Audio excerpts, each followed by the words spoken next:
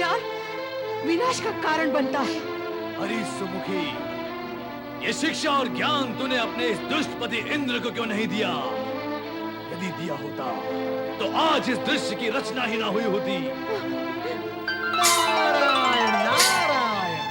दैत्यराज, आप तो वरदानी वीर हैं। जैसा दूसरा करे वैसा आप भी करें। ये आप जैसे वीर योद्धा को शोभा नहीं देता। क्यों शोभा नहीं देता? इसलिए दैत्यराज कि शत्रु को नीच काम करने के लिए अपने चरित्र से नीचे उतरना पड़ता है, और फिर उसे नीचा दिखाने के लिए आपको स्वयं भी नीचे उतरना होगा। और नीचे उतरने का अर्थ ये होता है कि आप स्वयं भी नीच, तुच्छ और छोटे बन जाते हैं। और फिर छोटे चरित्र वाला भला कहां और कब शोभा पाता है? परंतु हम ये कैसे भूल जाएं कि इस दुष्ट ने हमारी पत्नी पर अत्याचार किए थे। नारायण नारायण। दैत्यराज, शत्रु की छोटी बातें ना भूलना ये भी तो छोटापन है। भूलने में ही बड़प्पन है दैत्यराज। शत्रु यदि अपकर्म करें और फिर आप भी करें तो आप में और शत्रु में अंतर ही क्या रह जाता है? इसीलिए कहता हूं दैत्यराज कि निर्बल और निस्सहाय स्त्री पर अत्याचार ना करें। ये आप जैसे योद्धा और वीर दैत्यराज को शोभा नहीं देता। नारद, तुम इस दुष्ट इंद्र से ये पूछो कि इसने एक असहाय स्त्री पर अत्याचार क्यों किए थे। किंतु उस समय दैत्यराज मैंने आपकी पत्नी कयादु की सहायता भी तो की थी, और आज आप देवी शची पर अत्याचार कर रहे हैं। इसीलिए मैं उनकी रक्षा करने के लिए यहाँ उपस्थित हुआ हूँ। मेरी आपसे विनती है कि आप उन्हें मुक्त कर दें। इस चोटी वाले के मधुर वाणी में सम्मोहन है दैत्यराज, लेकिन आप इसके प्रभाव में न रहें। कहीं इसकी बात मानकर आपके प्रतिशोध का विचार न बदल जाए। कहां फंस गए नारद इन दैत्यों के मध्य? ये तो सुनने को तैयार ही नहीं। ये दैत्य मधुर वाणी भले ही ना सुने, किंतु अपनी प्रशंसा अवश्य सुनेंगे। क्या विचार कर रहे हो नारद? मैं यही कि आप महाबली, महापराक्रमी, स्वर्गाधिपति सम्राट हिरण्यकश्यप के वीर सेनापति हैं। युद्ध कला में निपुण, रणनीति में चतुर होते हुए भी आप मेरी मधुर वाणी पर शंका कर रहे हैं। क्या आप मेरी कठोर वाणी सह सकेंगे? नहीं। क्या आप मेरी कटु वाणी को सहन कर पाएंगे? कदापि नहीं। यदि मैं आपके अहित में बोलूं तो सहन कर पाओगे? ऐसा साहस ना करना नारद। नारायण नारायण। तो फिर आप मुझे मधुर वाणी में ही बोलने दें। इसी में सभी का हित है। क्या है हमारे हित में? यही कि आप देवराज इंद्र और देवगण को कुछ समय तक अपना दास बना लें। देवर्षि, ये क्या कह रहे हैं आप? देवराज, मैं नहीं, समय, परिस्थिति यही कह रही है। देवी सची की मुक्ति के लिए यही एकमात्र उपाय है। कुछ समय तक आप हिरण्यकश्यप की सेवा करें। नारद, ये तुम इंद्र के कान में क्या फुसफुसा रहे हो? नारायण नारायण। कुछ नहीं दैत्यराज, कुछ नहीं। मैं इन्हें ये कह रहा था कि ये अपनी नाक नीची रखे और आपकी सेवा करे। तो क्या इंद्र हमारी सेवा करेगा? अवश्य करेंगे, अवश्य करेंगे। क्यों नहीं करेंगे? आप केवल देवी शची को मुक्त कर दें, फिर स्वयं देवराज इंद्र और देवगण आपकी सेवा करेंगे। ये इंद्र ने नहीं सोचा, परंतु हम अवश्य सोचा करते हैं। हमारी शत्रुता उसकी पत्नी से नहीं, उससे है। जाओ, हम तुम्हें यहां से जाने की आज्ञा देते हैं। देवी शची, ये सब क्या हो गया स्वामी? देवी शची, ये समय विलाप का नहीं है। देवर्षि के परामर्श के अनुसार ही कार्य करो और अनुकूल समय आने तक अज्ञातवास में रहो। क्यों? हमारे साथ ही क्यों ऐसा बार-बार होता है? देवी शची, संभालो, संभालो अपने आप को। जाओ, बुद्धि से कार्य करो। आओ देवी सची, समय आने पे सब कुछ ठीक हो जाएगा। नारायण नारायण।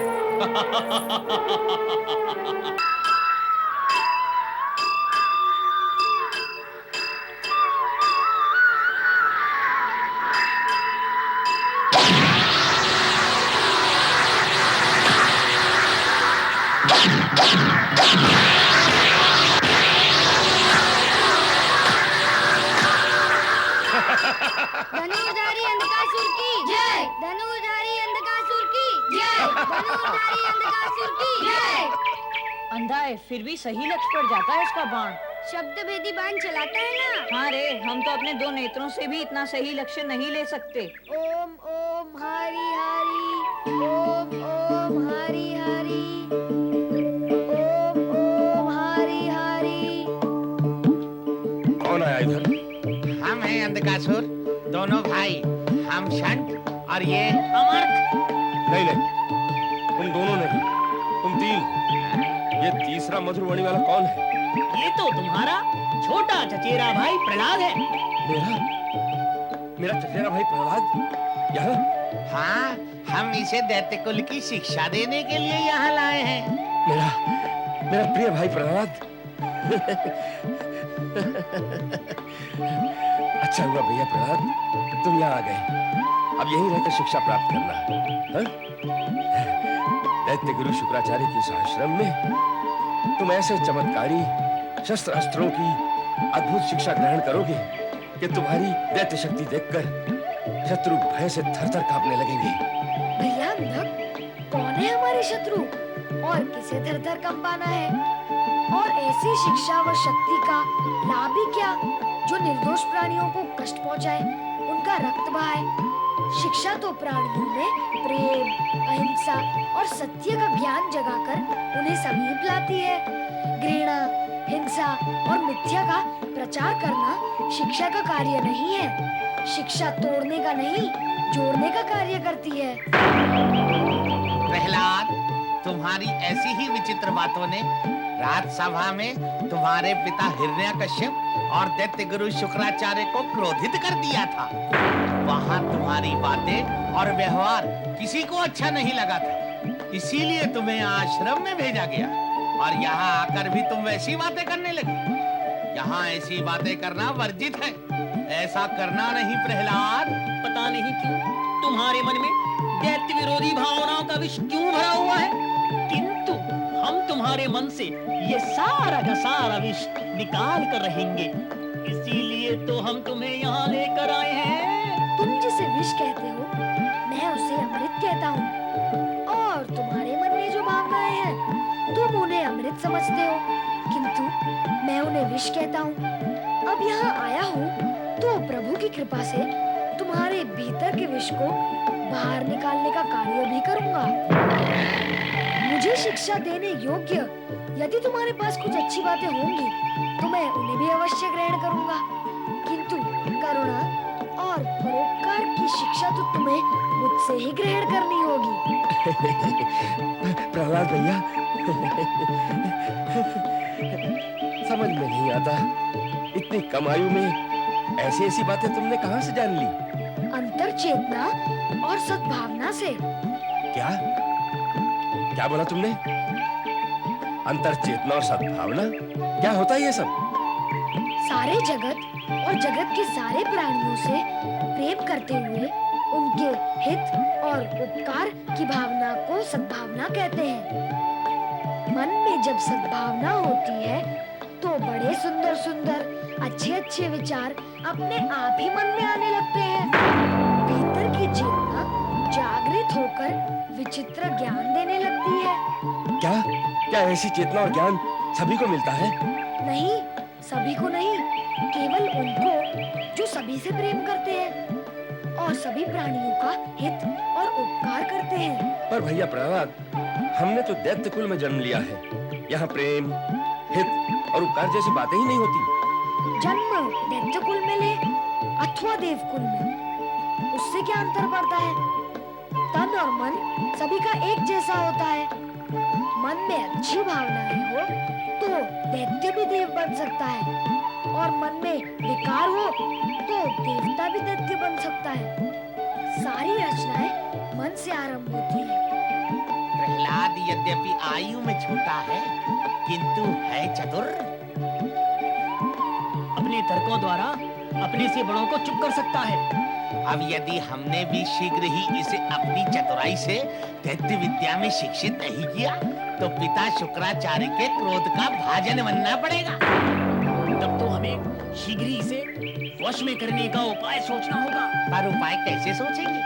पिता से पूछ भी तो नहीं सकते, वो तो मंत्र सिद्धि के लिए अज्ञातवास गए हुए हैं। तो क्या हुआ?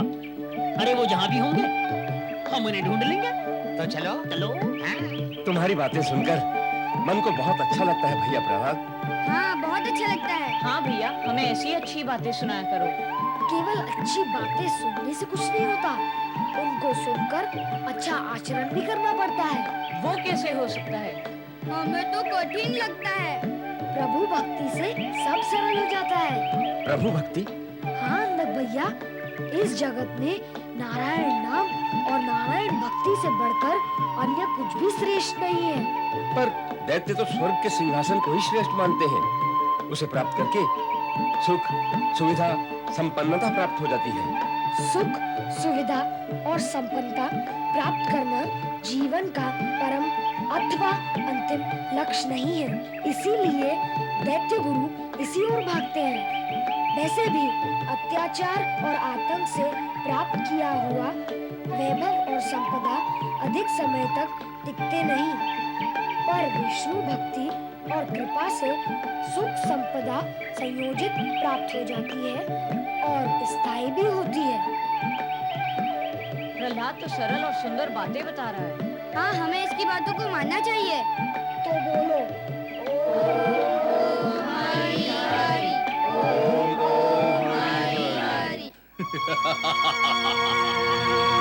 रे इंद्र, तुम्हें हमारी बातों को तो मानना ही होगा। यदि तुम हमारे दास बने हो तो फिर दास का कर्तव्य पूर्ण करो।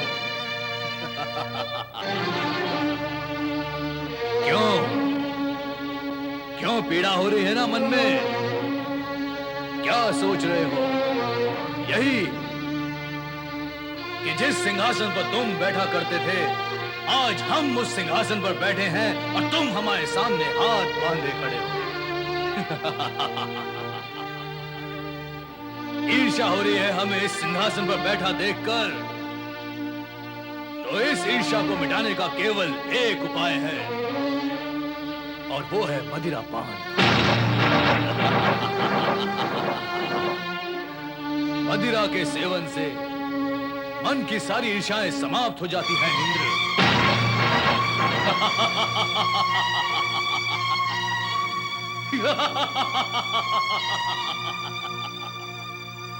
स्वर्ग में आज से मदिरा का सेवन तुम नहीं, हम करेंगे। हम हमारे सामने मदिरा प्रस्तुत करने का कार्य करो। इंद्र, तुम हमारे दास हो दास। हमारी सेवा तो तुम्हें करनी ही है। हमें मदिरा पान कराओ। सैनिकों, इंद्र के हाथ में मदिरा का पात्र थमाओ।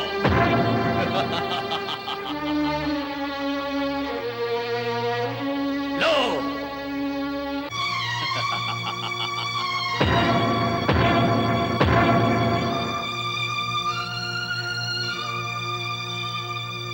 महाबली की जय हो। जय हो महाबली। महाबली, इन दुष्ट देवताओं ने पृथ्वी के सभी ऋषि मुनियों और विष्णु भक्तों के साथ मिलकर हम दैत्यों के विरुद्ध षड्यंत्र रचना आरंभ कर दी है। दैत्यराज, ये ऋषि यज्ञ सामग्री चुपचाप देवताओं को अर्पित करके उन्हें बलवान बना रहे हैं और साथ ही विष्णु की भक्ति करके उसे प्रसन्न करने का प्रयत्न कर रहे हैं ताकि वो विष्णु स्वर्ग पर आक्रमण करने की योजना बना सके।